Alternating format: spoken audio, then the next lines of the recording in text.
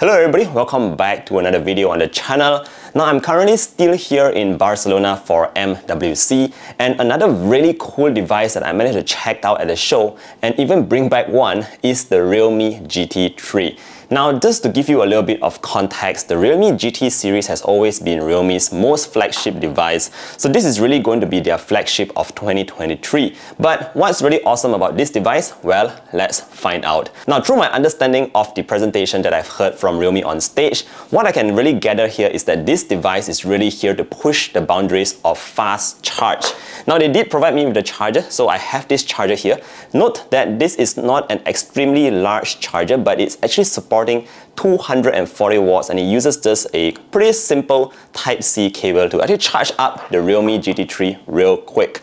So what Realme is saying is that this device can charge from 0 to 100% in under 10 minutes, guys. So it's just 9 minutes to fast charge the entire device, and basically you will not have any sort of battery anxiety.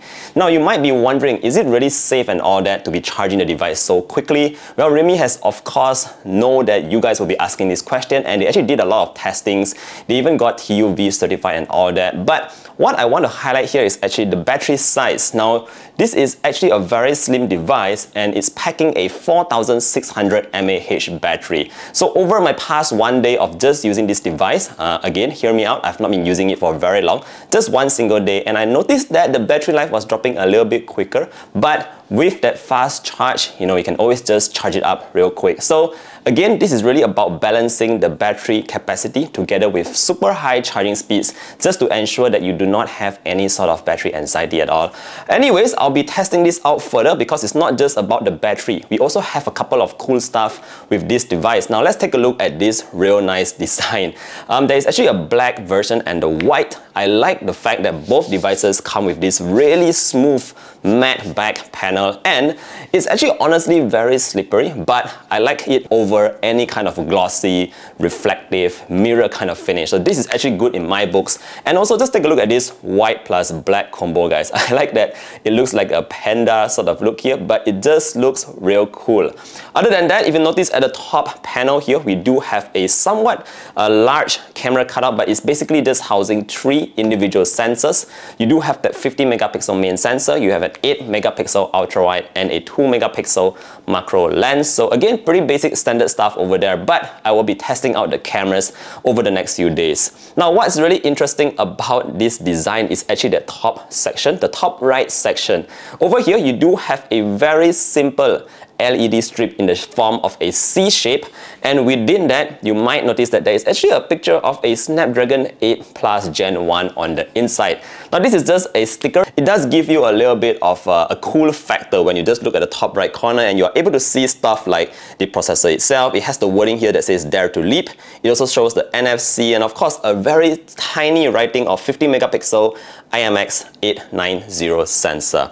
Now let's talk a little bit about that LED strip because it's actually quite tiny, I would say. I would have hoped for something a little bit more extreme, maybe a little bit bigger, something similar or maybe closer to what we see on the Nothing Phone 1. But this is actually a good implementation as well, because what it can do is not just, just have breathing light effects, but it can actually tell you the kind of notifications. Let's say you're having a Facebook message or you're having apps like WhatsApp or anything like that. Sort of like a notification LED, but a very fancy one.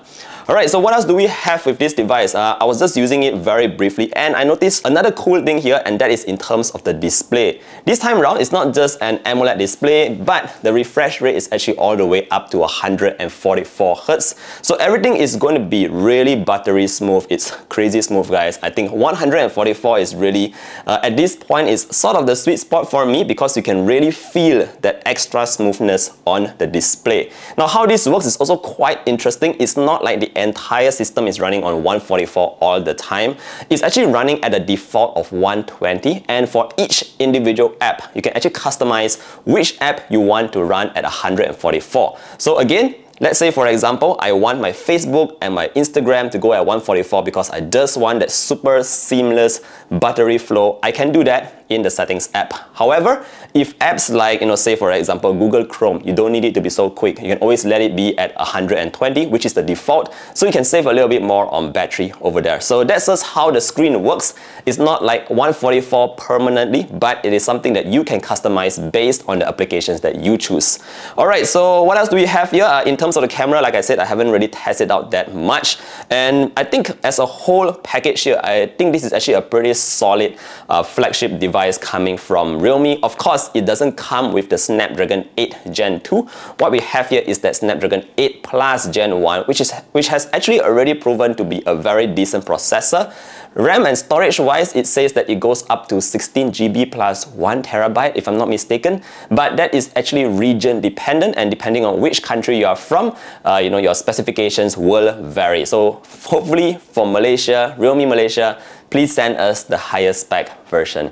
Alright, so with that said, that's just a very quick, first hands-on impression with the Realme GT3. Again, I think this is a good upgrade compared to last year's GT2 Pro, and definitely looking forward to testing this out. If there is any questions or anything that you want me to test out specifically, feel free to leave a comment down below. Again, don't forget to drop a like and sub to the channel to show your support. Thank you for watching all the way to the end, and I look forward to seeing you in the next one. Do stay safe, everybody. Bye!